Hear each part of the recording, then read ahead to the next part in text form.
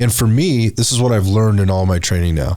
Number one, I've learned I will never not carry a pistol, or I'll never carry a pistol that doesn't have a weapon mounted light on it. And the purpose of that weapon mounted light is for a backup. Mm-hmm. It will be a backup light in case I drop my handheld, the handheld goes down, something happens, it comes out of my hand somehow, or some bad shit goes down where I will then be activating my weapon light. If you go out there just with the weapon light, and there's many other reasons when we start getting into the tactics and how you might utilize your handheld light in a self-defense situation in terms of positioning and all that. So we're not going to get into that, any of that on here. But what I can tell you is the only reason I would be activating the light on the end of my pistol is if for whatever reason my handheld went down.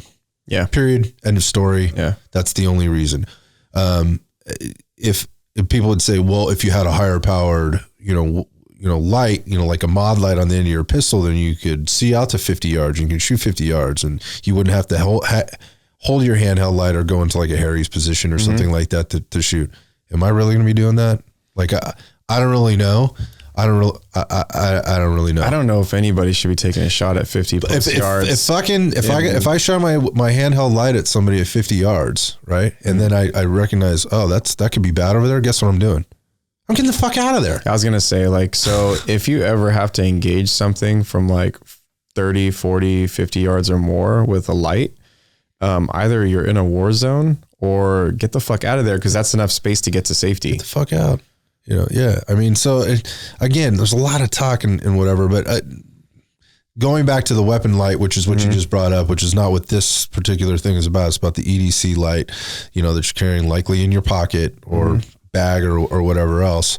It is the primary light, and it can be used for many, many things. You mentioned self-defense. You mentioned stunning somebody. There's searching.